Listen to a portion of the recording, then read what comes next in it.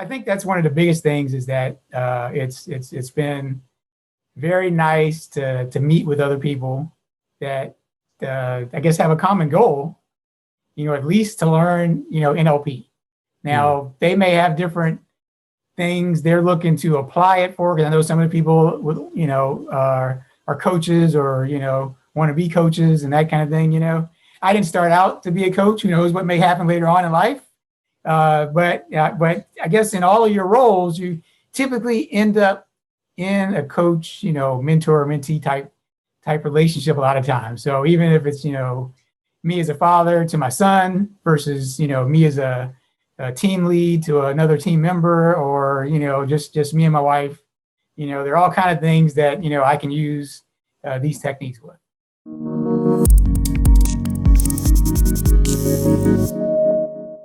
Hey everybody, Jason Schneider here, founder of the Perception Academy, and I'm super excited to have one of my clients on, Perry Vessels.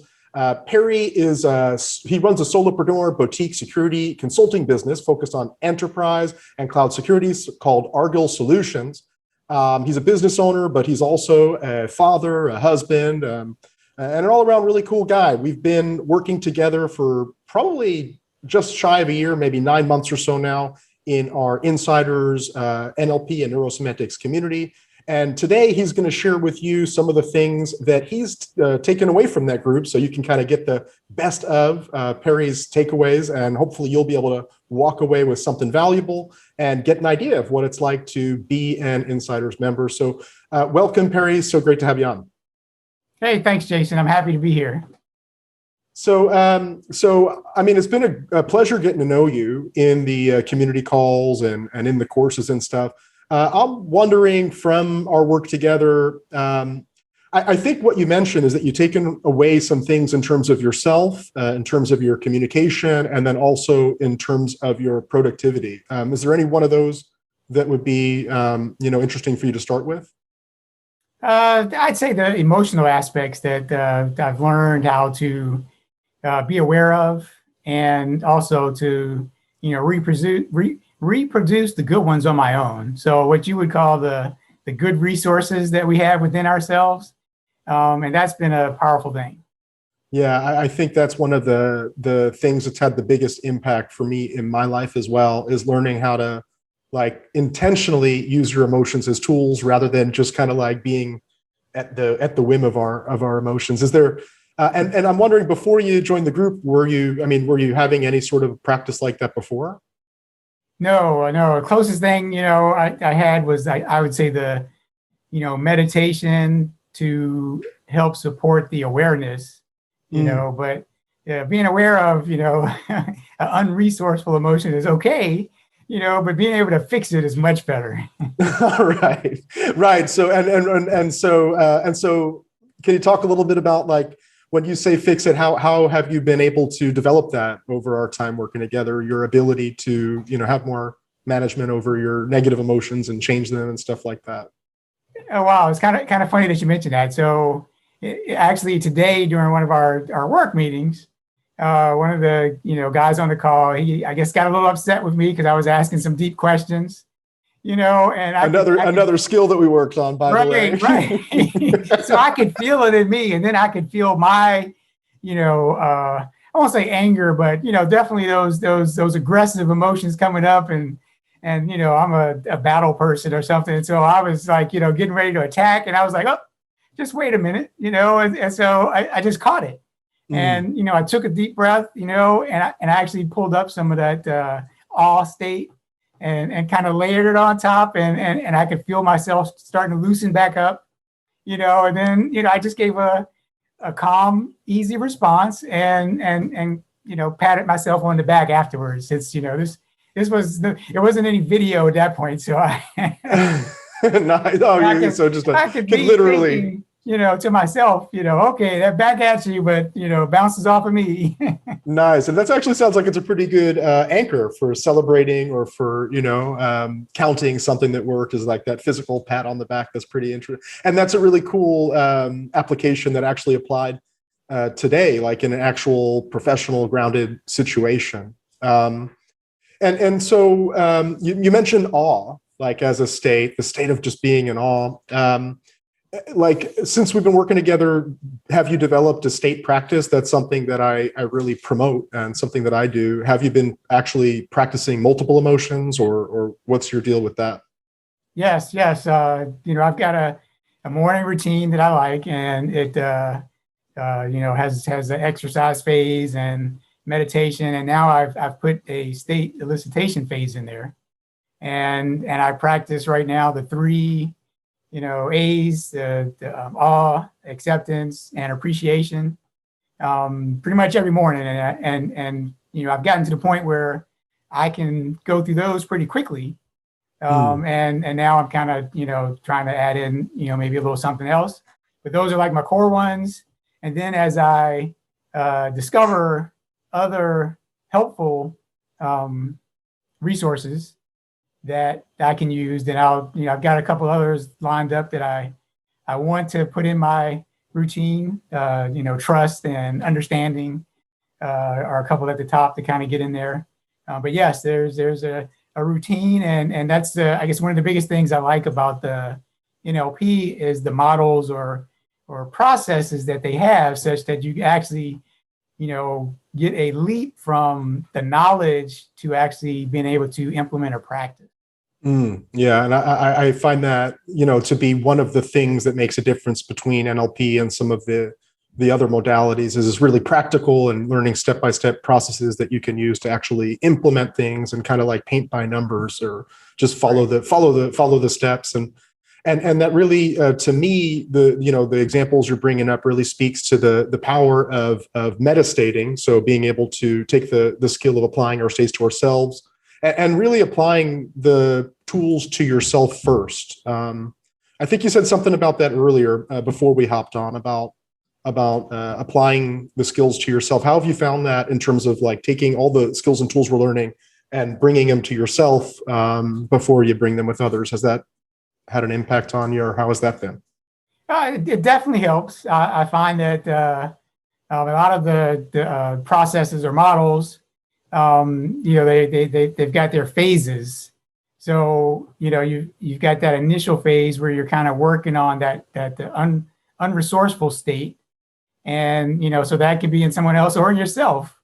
And then the language and I guess the emotions that you go through as far as putting on the resourceful state, you can do with you, but then when it lets you practice that, such that when you're doing it with someone else, you've got the script down because you've been working on it for yourself.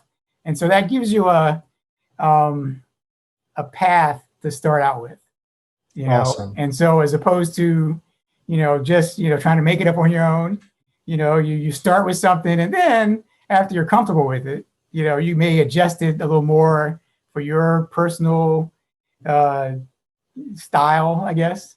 But yeah, having something to start out with is a big help.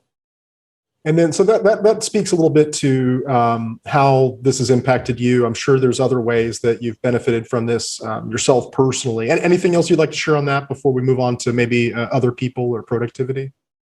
I'd say, because I think, when I started with you, COVID had just kind of started, so, no more weekend stuff, no more evening stuff. So all my little things that, trips to Starbucks or wherever, getting out of the house, that was kind of in. So as I was looking to learn more, about NLP, I stumbled across your free session, which I really enjoyed. I really enjoyed being online, hearing the experiences from other people. And so that got me going. And I think just being able to watch, manage, alter, your states, through that whole COVID experience thus far has been a great addition to my, self-development and support. And then, some of the other techniques, just trying to, watch and learn and experience with the family, some more of the relationship ones of trying to, use some of the rapport techniques or something, which are a little harder for me. But hey, you have to practice and keep stepping forward, right? Yeah, and that's kind of the way that NLP and neurosemantics works in general, is that so each person has our strengths that we do, and each person's going to have a mix of some things are easy, they do it automatically already, and some things we need to work on, and it's just about finding what yours are and learning more about yourself and having that self-awareness, and also those kind of those step-by-step techniques to know, okay, this is how I would practice this deliberately and how I would improve this skill. And so okay, so and any other things that you've used with your family? How else has this impacted your family life, your relationships, your communications? Anything else to add there? Well, I think because for me, it all starts within me. So, the better I understand the inside of me, the better presentation I can be outside. So, to my family. So I think it allows me to listen better and to come back with more deeper questions, or to seek the true answer, and not just that top level and move on with my family, definitely, also at work, so since we do a lot of calls, and just like the call today, I could have one call and then another call starting, and you don't want to take that attitude from the other call into the new one. Unless it's a good one. No. What's wrong with Perry? Why is he being so mean today? Nice. So being able to reset and get back to a productive state and stuff is definitely a plus. So speaking of productivity, so we've done some goal setting stuff. The kind of personal growth plan your year program. How has any tips for anyone out there in terms of what are you taking away in terms of productivity tools and how that helps you be more productive in a healthy way, in a sustainable way? I think the biggest thing has been using some of the tools against procrastination. So being able to set that intentionality, which I think is a course that you have, right? Mm-hmm. And then the well-formed outcomes. So I'm a my productivity nut or whatever. So I've been through all the how you set goals and using the I can't think of the acronym now, but just being able to set your time and be specific and all those things and stuff. But I think the lesson with the well-formed outcomes was really helpful to kind of dig in a little deeper on things that you want to do, but when you go back and you look, you go, wow, I didn't get where I thought I'd be. What's going on there? Now you start to dig in with the well-formed questions, digging deeper with that, and those things have helped set up goals that I feel more ready to tackle than just kind of generic things. Yeah, I think that's been a big one. What I always tell, I always say that for me personally, when I first went through this journey myself, the first thing that had the biggest impact in my life was the well-formed outcomes, which is surprising to a lot of people who have studied NLP. They think that, I don't know, some of the questioning or the language patterns and stuff like that are going to be more impactful or more fun. But the well-formed outcomes definitely had the biggest impact on my life in the beginning. And then the next thing was the state management stuff. So super cool. And so we're getting kind of towards the end here now. Anything else that you'd like to say, anyone out there that might help them, or something that you've taken away? Any final words you'd like to share regarding your takeaways? Well, I guess I would say that because I did some research with NLP, and I was like, wow, this is pretty cool. I'd like to learn these models and stuff. And I'd taken a couple other courses, or signed up for a few that were the online type, but online with real people and stuff is totally different. And so being able to meet for both education and practice has been super valuable. Being able to work with other people and hear some of their journeys and lessons learned that I can take from them. and because that's a big belief of mine also, is that, I don't have to experience the hurt and pain of every experience that may come in life. And if I can learn from somebody else that, kind of keeps it away from me, or at least, gives me a process to set up or prepare, So, I mean, some things you just have to prepare for. And if I can do that, then that's great. But yeah, I think that's one of the biggest things, is that it's been very nice to meet with other people that I guess have a common goal, at least to learn, NLP. Now, they may have different things they're looking to apply it for, because I know some of the people with, are coaches, or, want to be coaches and that kind of thing. I didn't start out to be a coach. Who knows what may happen later on in life? But I guess in all of your roles, you typically end up in a coach, mentor, mentee type relationship a lot of times. So even if it's, me as a father to my son versus, me as a team lead to another team member, or, just me and my wife, they're all kind of things that, I can use these techniques with. Yeah, and that's one of the things that I always say, is that I think of coaching as kind of the ultimate form of communication. And so if you're a parent, you're coaching your child to become a healthy, functioning adult. If you're a team lead, coaching a team member or communicating with a team member, you're trying to help them to unleash their performance and to collaborate and to do that kind of stuff. If you're a salesperson, then you're coaching a potential lead into seeing if they're a good fit for what you have to offer. So I think that coaching skills are useful whether or not somebody is actively seeking out to be a professional coach, or if they just want to be a more effective communicator. And then there's also the aspect of self-coaching, which is what we talked about a bit here, that we can always take the coaching skills and apply it to ourselves, so that we can coach ourselves to unleash our potential and unlock our performance. Last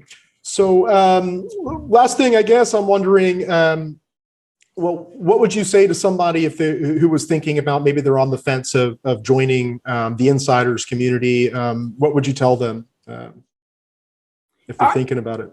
I would say that if you're on the fence, then you have to push yourself over. That there's value, and there's value in many areas, like we were saying. For me, I start with myself, and then I start to work it outside.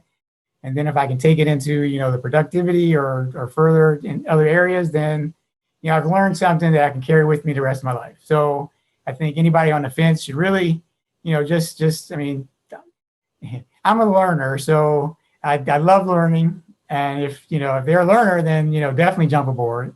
But if you have certain aspects of life that you're looking to tackle, I think, NLP has many, many models that you'll find you can, start to zero in on once you start to pick up the core skills.